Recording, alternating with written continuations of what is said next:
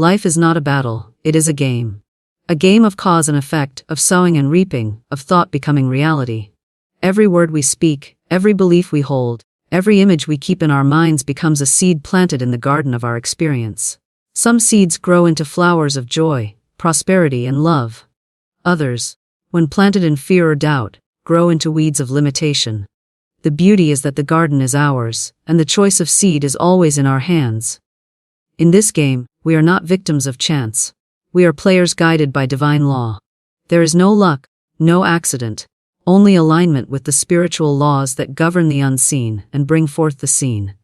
When we align with faith, when we speak words of truth, when we hold steadfast to the vision of our highest good, life unfolds as a grand masterpiece.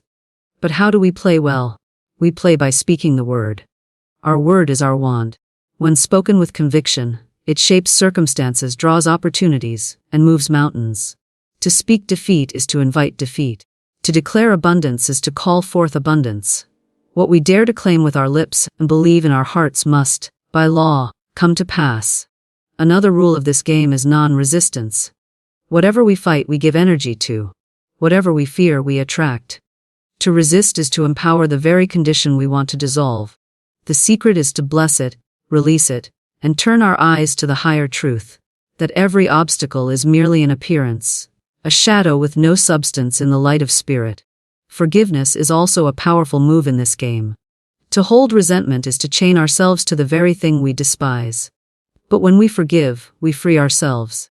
Forgiveness clears the path for good to rush in, for health to restore, for relationships to harmonize, for prosperity to flow.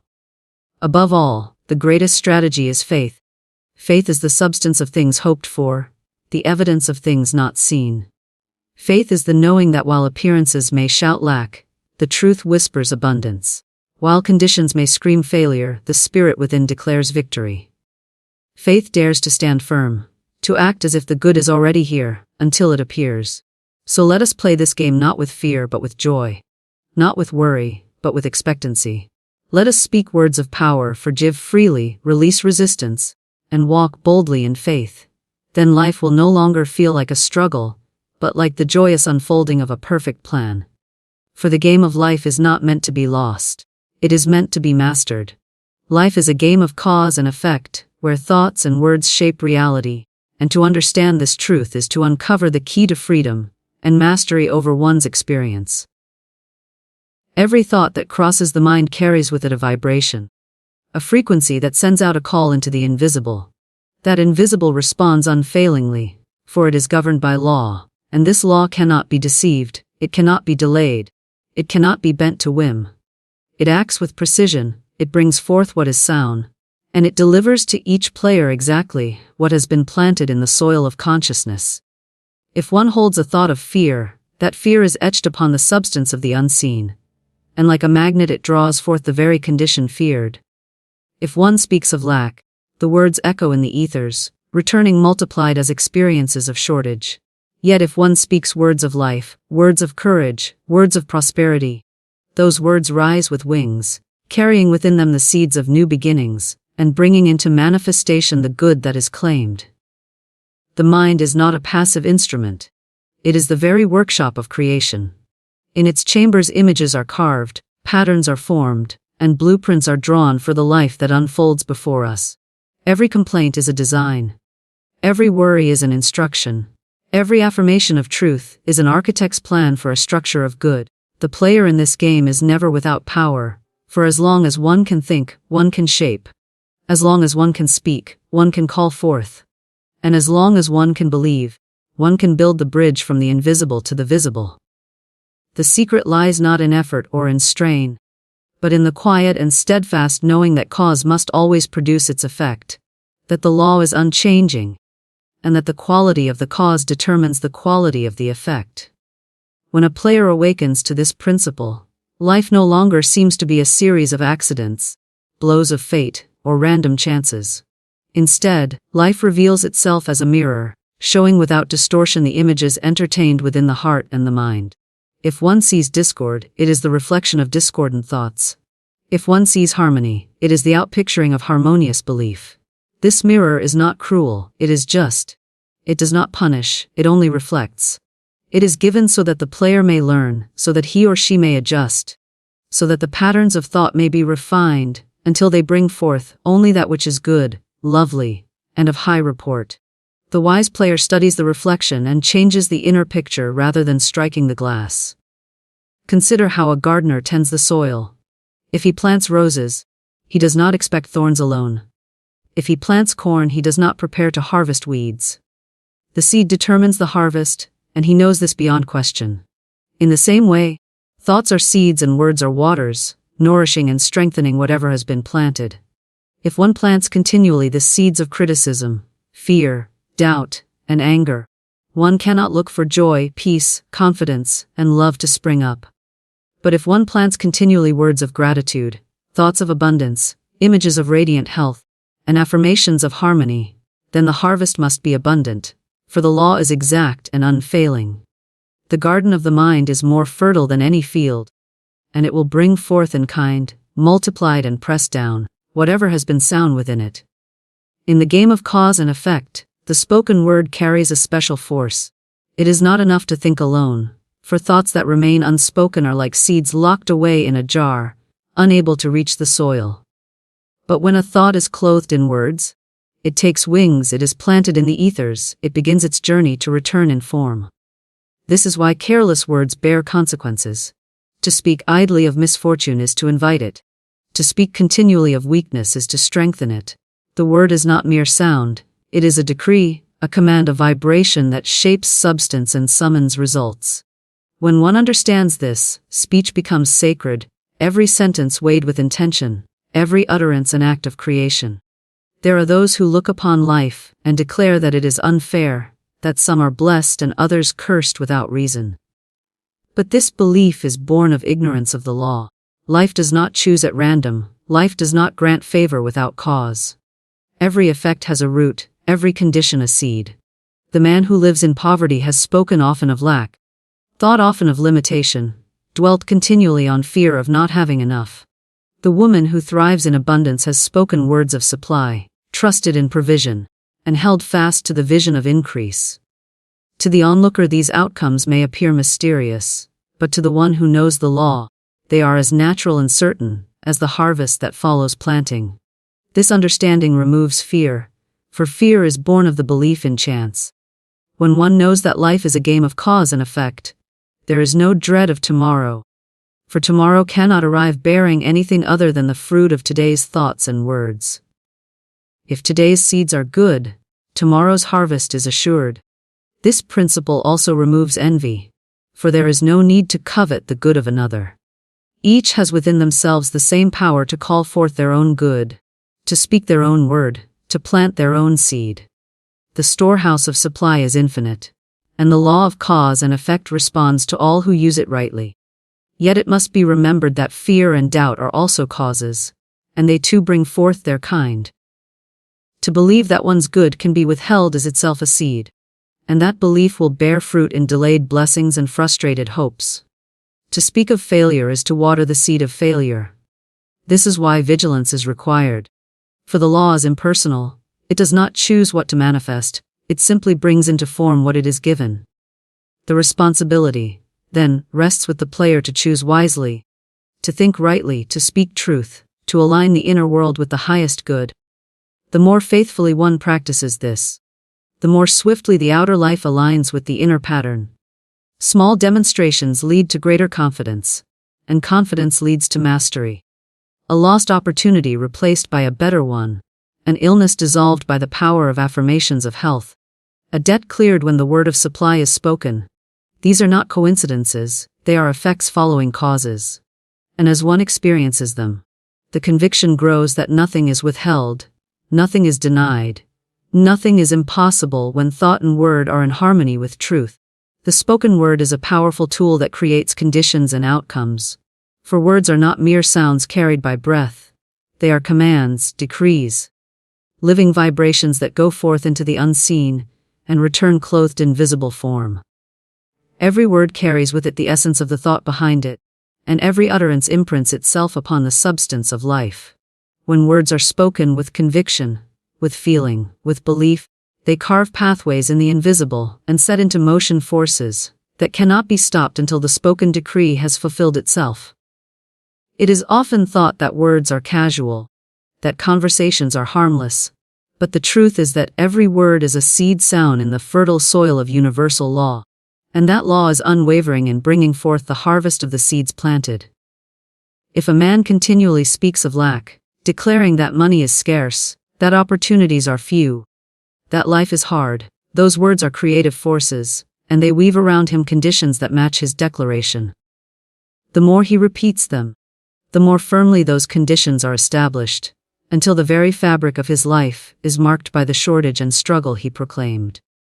In the same way, if a woman continually speaks of health, affirming her vitality, declaring her strength, giving thanks for the wholeness of her body, those words become the builders of her condition, and vitality becomes her experience. What is spoken sets the law in motion, and the law does not discriminate between positive or negative, between blessing or curse. It only fulfills the command given by the tongue. The word is the wand of the player in the game of life, a wand of power that directs the invisible forces to obey. Words are like arrows. Once released, they cannot be recalled. They travel straight to their target, and they accomplish the mission set within them. Many people speak carelessly, not realizing that every idle word has creative power, and then they wonder why their lives are filled with confusion, disappointment, and misfortune. But when the truth is known, the power of the tongue is no longer neglected. The wise player becomes a guardian of speech, choosing words that align with good, words that bless instead of curse, words that uplift instead of destroy, words that declare truth instead of falsehood. Consider how the universe itself was formed. The words spoke and worlds were framed. Light was separated from darkness. Seas were divided from dry land. Life sprang forth from void. This is no distant story, but a reflection of the same law that operates in every human being. For the creative word within the individual mirrors the creative word of spirit. To speak is to create, and when one understands this, every word becomes sacred. To say, I am weak is to invite weakness. To say, I am strong, is to summon strength. To say, I am poor, is to open the door to poverty. To say, I am rich is to call forth prosperity. The I am is the key that unlocks. For whatever follows it is given authority to manifest in the life of the one who speaks it. The spoken word is not bound by time or space. It travels into the ethers and draws to itself circumstances, people and opportunities that align with the vibration it carries. One word spoken in faith can shift a lifetime of limitation. One declaration of truth can shatter the chains of fear. One affirmation of abundance can open channels of supply that seemed forever closed. This is why words of power must be spoken daily, continually, until they become the natural language of the heart. Repetition engraves them upon the subconscious, and the subconscious, once impressed, sets about shaping reality according to the decree it has received. It is not enough to merely hope or wish. Words must be spoken with authority, with conviction, with the certainty that the invisible responds. To say, I hope for health, is a weak utterance, but to declare, I am whole, I am strong, I am radiant, is to speak with the force of command. To say, I wish for abundance, carries no weight, but to declare, I am supplied, I am prosperous, I am rich in every good thing, is to set in motion the very conditions of abundance. The difference lies in the strength of the spoken decree. The word must be final, without wavering, for the law cannot act upon half-hearted statements. There is also power in blessing. When one blesses others with words of love, encouragement, and prosperity, those words not only uplift the one who receives them, but return multiplied to the one who gave them. To speak good of another is to call good into one's own life. To curse another is to send forth poison, that eventually returns to its source. This is why forgiveness is often expressed through the spoken word. For to speak words of release and blessing is to cut the ties of resentment, and to open the way for peace to flow in. Every word spoken outwardly is in truth spoken inwardly as well, for the subconscious mind records all, whether it is said to self or to others. The tongue is a tool of magic, and magic is nothing more than the use of unseen laws to bring forth seen results. Most people practice it unconsciously, speaking words of fear, doubt, and limitation. and thus weaving a spell of failure around their own lives. But when one becomes conscious of the law, one begins to use the tongue as an instrument of power, shaping reality with precision. Words become decrees of health, prosperity, success, and joy. And as they are spoken continually, they build momentum, they gather force, they set in motion currents that bring the desired conditions into manifestation. The strength of the spoken word is magnified when it is spoken in faith, for faith is the substance that gives words life. A word spoken without belief falls to the ground, but a word spoken with unwavering trust in its fulfillment takes root in the unseen, and grows until it bears fruit in the visible. This is why affirmations must be spoken not only with the lips but with the heart. They must be believed, felt, embraced as already true. For then the law has no choice but to bring them into being. There are countless testimonies of those who have changed the course of their lives through the discipline of speech. The man who spoke daily of opportunity found doors opening where there had been none. The woman who declared her health restored found her body aligning with her words. The family that gave thanks aloud for abundance, even in the midst of lack, found supply flowing in unexpected ways. These are not coincidences but demonstrations of the law of the spoken word. What is spoken is created, what is affirmed is established, what is declared with faith becomes visible in time. Non-resistance dissolves obstacles and opens the way for harmony, for whatever we resist we strengthen, and whatever we struggle against grows larger in our consciousness, until it overshadows the very good we are seeking.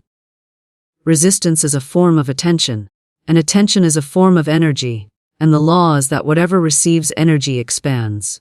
When one continually resists poverty, thinking of it, fearing it, speaking against it, one keeps poverty alive in thought, and thus it lingers in experience. When one resists illness, fighting it with words of fear, filling the mind with pictures of suffering, one unconsciously holds the condition close and makes it stronger. To resist is to tie oneself to the very thing one longs to be free from, to pour life into the shadow that one wishes to dissolve. But to practice non-resistance is to withdraw energy, to take the eyes off the problem, and place them upon the truth. And in doing so the obstacle shrinks, the shadow fades, and harmony flows in to take its place. Non-resistance does not mean passivity, nor does it mean weakness. It is the strongest stance a soul can take. To practice non-resistance is to know that conditions have no power except that which we give them. It is to recognize that the obstacle is but an appearance, a shell with no real substance, and that spirit, the inner power, is the only true force. To resist is to declare the obstacle has power, but to release it and bless it is to deny it reality, and to affirm that only harmony and good are true. When we cease fighting shadows, the light of spirit dissolves them. When we stop struggling with appearances, we make way for the higher law to act. Many players in the game of life waste their energy battling appearances. They wrestle with debt, with disease, with injustice, believing that the fight itself is necessary to win freedom. Yet the more they struggle, the deeper the entanglement becomes. For the law is that what you fight, you feed. What you fear, you draw near. What you bless, you release. To bless a problem is not to approve of it, but to acknowledge that beyond it lies a higher good waiting to manifest. To bless is to affirm that harmony is present even when the senses deny it. The act of blessing turns the mind away from conflict, and opens the channel for divine order to flow in. Non-resistance is the art of standing still inwardly, of refusing to be shaken by outward conditions. When storms rage, the non-resistant soul stands calm, declaring that spirit is the only power and that all is well in truth. When insulted, the non-resistant player does not lash back, for to return anger for anger is to be caught in a chain of reaction. Instead, the wise soul blesses the other, knowing that no harm can come from another's word or act unless it is accepted inwardly.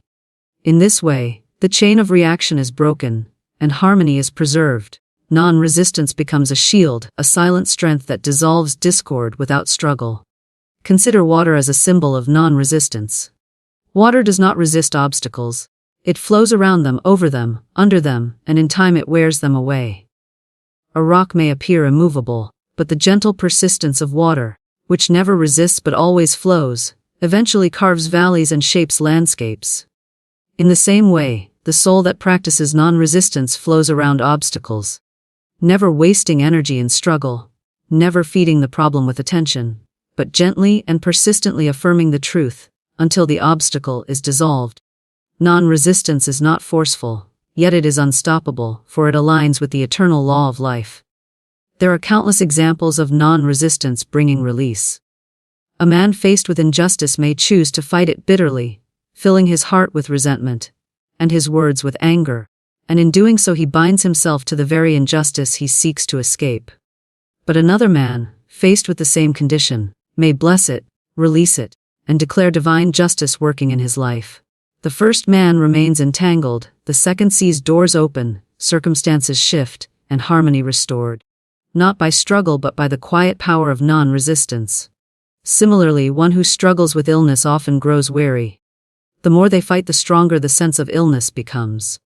Yet another, who turns away from the fear, who blesses the body, who gives thanks for health in the midst of appearance, often finds strength returning and the condition dissolving. The law is simple: what we resist persists, what we release is transformed. Non-resistance requires trust, for it asks us to let go of the urge to control through struggle. It requires faith in the unseen. Faith that when we release the problem, higher forces are at work to bring resolution. To the mind trained to fight, this may seem unnatural, for human habit is to push against, to argue with conditions, to wrestle for victory. Yet true mastery is found in letting go, in standing still, in refusing to acknowledge the power of the obstacle. When trust is complete, non-resistance becomes easy, for the soul rests in the knowing that spirit never fails, that harmony is the truth of all things, and that every obstacle is only a shadow that disappears in the light of faith. Forgiveness itself is an act of non-resistance. To hold resentment is to resist, to cling to the memory of harm and keep the wound alive. To forgive is to release, to let go of the struggle, to bless even the one who harmed, and in doing so dissolve the chain of bitterness. Many lives remain bound because resistance is held in the heart in the form of resentment. But when forgiveness is spoken, when blessing is given, the chains fall away and freedom returns. Non-resistance and forgiveness are inseparable, for both release the soul from struggle and open the way for peace. Non-resistance also transforms relationships. In arguments, resistance fuels conflict, each word of anger feeding the flame until harmony is lost. But when one party chooses non-resistance, refuses to answer anger with anger, refuses to resist the harsh word, the flame dies out. Silence, calmness, blessing, these dissolve the conflict and restore peace. Non-resistance does not mean silence in all things, but it means refusing to meet discord with discord, refusing to energize what is false by fighting it. Instead, it means holding to the truth inwardly, and speaking only words that align with harmony. The practice of non-resistance is not learned in a single moment. It is a discipline of the heart and the mind. It begins with small things, refusing to be disturbed by minor inconveniences, blessing those who cut in line, releasing irritation at delays. As it is practiced in small matters, it grows strong enough to meet greater trials. The soul becomes trained to turn instantly from struggle to release, from fear to blessing, from resistance to trust. In this way, non-resistance becomes a way of life, a quiet strength that flows through every situation, dissolving obstacles, and keeping the path clear for good to manifest. Forgiveness releases chains and clears the path for blessings. For as long as resentment is held, the soul is bound to the very conditions it longs to escape. Resentment ties the heart to the injury, it keeps the memory alive, and it creates a magnetic current that draws similar discord again and again. Many people suffer not from the wrongs of others, but from their own refusal to let go. They rehearse the hurt in thought, speak of it in conversation, dwell upon it in solitude, and in doing so they feed it with energy until it grows heavy upon them like chains. Forgiveness is the act of cutting those chains, of releasing the burden, of setting the soul free to receive its good. It is not weakness, it is strength, for it takes courage to release what the ego clings to. It is not approval of the wrong, but recognition that the wrong has no power when the mind refuses to keep it alive. Forgiveness clears the channel, removes the obstruction, and allows blessings to rush in where bitterness once stood. When forgiveness is withheld, the current of life is blocked. Love cannot flow freely, health cannot fully blossom. Prosperity cannot circulate, for resentment is like a stone in the stream, diverting the waters of good and causing stagnation. A person may pray for abundance, affirm for health, declare peace, yet if the heart is filled with bitterness, the very energy of resentment contradicts those prayers and cancels those affirmations. Forgiveness is the key that unlocks the gates, for once the resentment is dissolved, the prayer takes root, the affirmation bears fruit, and the blessing has clear passage into experience. Many people wonder why their good seems delayed, why their words of truth appear powerless, not realizing that the blockage lies not outside but within, in the unforgiven memories that bind them. When forgiveness is spoken, the blockage dissolves, and the law of good operates without obstruction. The act of forgiveness begins with a choice, the decision to let go. It may not begin with feeling, for the emotions may still cling to hurt, but the spoken word carries power to lead the heart. To declare aloud, "I forgive," even when the feeling is not yet present, is to set in motion a current of release. The subconscious mind hears the word and begins to align itself with it. Repeatedly speaking words of forgiveness softens the hold of resentment, and in time the emotions follow the word into freedom. The law is that what is spoken continually takes root, and forgiveness spoken continually becomes forgiveness felt, until at last the chain is broken completely. Forgiveness is also an act of faith, for it requires trusting that divine law will bring justice, that harmony will be restored, that no good can be withheld because of another's action. Many refuse to forgive because they believe forgiveness excuses the wrong, or allows injustice to triumph. But the truth is that divine law never fails, and every cause bears its effect. One need not cling to bitterness for justice to be served, for the law itself is justice. Forgiveness releases the soul from the burden of carrying that law personally. It is a surrender of judgment to the higher law, a declaration that spirit governs all, and that harmony will be restored by means far greater than personal revenge. Forgiveness is also forgiveness of self. Many souls carry secret guilt, regrets of past mistakes, harsh judgments against themselves for choices made in ignorance or weakness. These unspoken condemnations weigh heavily, blocking joy and abundance as surely as resentment toward others. To forgive oneself is to recognize that growth is the purpose of life, that mistakes are lessons, that the same law of love that governs all is available within. To speak words of self-forgiveness, to release self-condemnation, is to open the way for renewal. The past loses its sting when it is blessed and released, and the soul is freed to live fully in the present moment. Forgiveness also transforms relationships. Many families remain divided, many friendships broken, many unions strained, not because reconciliation is impossible, but because unforgiveness holds the door closed. A single word of sincere release can open that door, softening hearts and restoring bonds that seemed beyond repair. Even when reconciliation does not occur outwardly, forgiveness inwardly brings peace, for the chain of bitterness is broken, and the soul is free regardless of the other's choice. The law does not require two to agree in order for one to be free. Forgiveness is a personal act, and its blessing flows first to the one who grants it. When forgiveness is practiced, health often improves, for the body reflects the state of the mind. Bitterness eats away at vitality, resentment hardens the heart, anger weakens the system. But when forgiveness is spoken and truly felt, peace flows through the body, relaxation replaces tension, and the natural forces of healing are released. Many ailments have their root in unforgiveness, and many healings have followed the simple act of release. The body thrives in harmony, and forgiveness restores harmony to the inner life. Forgiveness also opens the way for prosperity. A resentful heart is closed, clenched, unable to receive freely. But when forgiveness is practiced, the heart opens, generosity flows, and supply circulates. Prosperity is not only about money but about flow, and resentment is a dam that blocks the current. To forgive is to remove the dam, and supply rushes in from unexpected channels. Many who struggled financially found sudden increase when they released old resentments, for the blockage was never in the outer channels, but in the inner heart. The power of forgiveness is multiplied when it is practiced daily, as a discipline of the soul.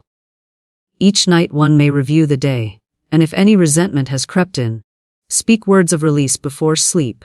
Each morning one may declare forgiveness toward all who may have caused offense in the past, known or unknown, and begin the day with a clear heart. In this way resentment never takes root, forgiveness becomes natural, and blessings flow continually without hindrance. Forgiveness is not a single act but a way of life, a continual clearing of the heart, keeping the path open for good to pour in. Faith is the winning strategy that turns the unseen into the seen, for faith is the bridge between the invisible and the visible, the force that draws substance out of the realm of spirit into the realm of form.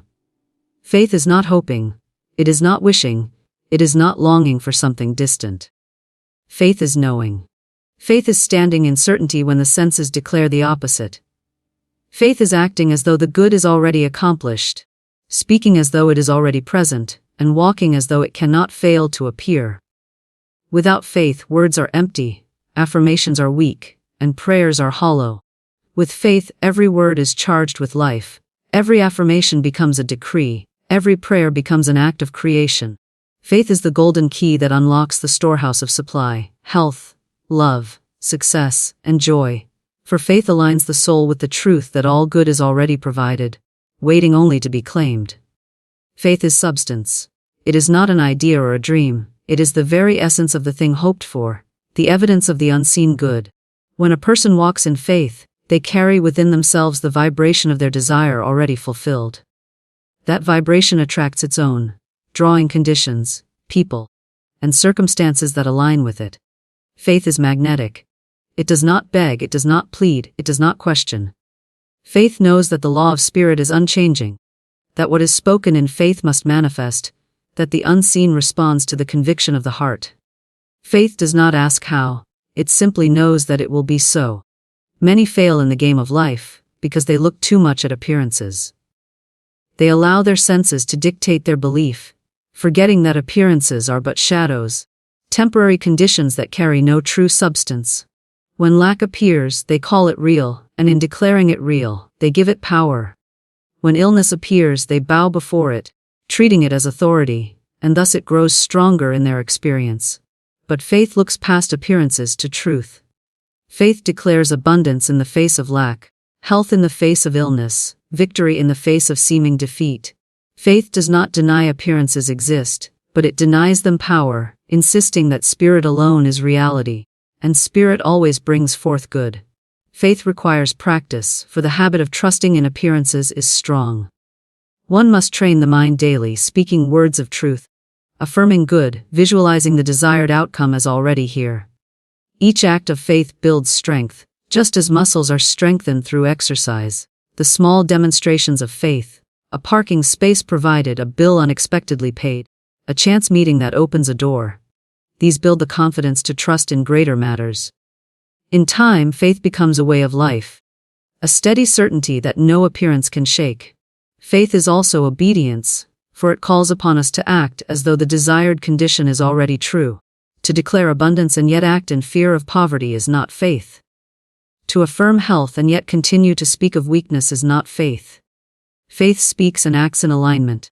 The player who has faith in abundance spends without fear, gives generously, and blesses their supply, knowing more is always coming. The one who has faith in health speaks only words of strength, carries themselves as strong, and refuses to give attention to weakness. Faith acts before it sees, for it knows the seeing will follow the acting. Faith is fearless. Fear is the great enemy of faith, for fear is faith in the wrong direction. Fear believes in failure, in loss, in disaster, and by believing, it calls them forth. Faith believes in victory, in supply, in success, and by believing, it calls them forth. The two cannot dwell together. The player must choose which master to serve, fear or faith, for both are creative forces. Fear creates obstacles, faith dissolves them. Fear closes doors, faith opens them. Fear binds, faith frees. To walk in faith is to refuse fear, to cast it out with words of truth, to replace every fearful thought with an affirmation of the good. Faith is also patience. It does not demand instant manifestation, for it knows that the unseen is working even when nothing appears to change. Faith holds steady when days pass, when weeks pass, even when years pass. declaring continually that the good is certain. Faith does not wither when results are delayed, for delay is only the reshaping of conditions to prepare the way. Faith holds the vision until the unseen has finished its work, and when the time is ripe, the good bursts forth as naturally as a seed breaking through the soil. Faith transforms the atmosphere around a person. One who walks in faith radiates confidence, peace, and expectancy, and this magnetism draws others, inspires trust, and opens doors. Even those who do not understand the law feel the power of faith, for it carries a vibration that cannot be hidden. Faith speaks through the eyes, through the tone of voice, through the posture, through the very presence of the one who holds it. People are drawn to such a person. Opportunities cluster around them, and doors open where none seem to exist. Faith is invisible, yet it leaves visible marks wherever it is present. Faith must also be protected, for doubt is always near, seeking to weaken conviction. Doubt whispers of failure, points to appearances, mocks the unseen. The wise player guards faith as a treasure, refusing to entertain doubt, refusing to discuss failure, refusing to rehearse obstacles. Words of doubt are poison to faith, but words of truth feed it. Daily affirmations, declarations of good, and words of praise are like food to faith, keeping it strong and alive. The company one keeps also influences faith, for association with those who speak continually of fear and failure weakens conviction. To walk in faith, one must surround oneself with voices of truth, with words of encouragement, with people who believe. Faith often requires stepping into the unknown, leaving behind the security of the familiar. It may mean letting go of a job before the new one appears, trusting that supply will come. It may mean beginning a work before all resources are visible, trusting they will be provided. It may mean taking a stand for truth when appearances shout failure. These steps are not leaps into emptiness, but steps onto the invisible bridge that becomes visible only as one walks upon it. Faith demands courage, for it asks the soul to trust in what cannot yet be seen. But the reward is that the unseen becomes the seen, the invisible becomes visible, and the dream becomes reality. Faith is the winning strategy, because it aligns the player with the highest law, the law of spirit that never fails, never withholds, never delays beyond the right time. Faith is certainty in the goodness of life, in the abundance of supply, in the unfailing presence of harmony, health and love. Faith is the eye that sees beyond appearances, the hand that reaches into the unseen, the voice that declares truth until truth is made flesh.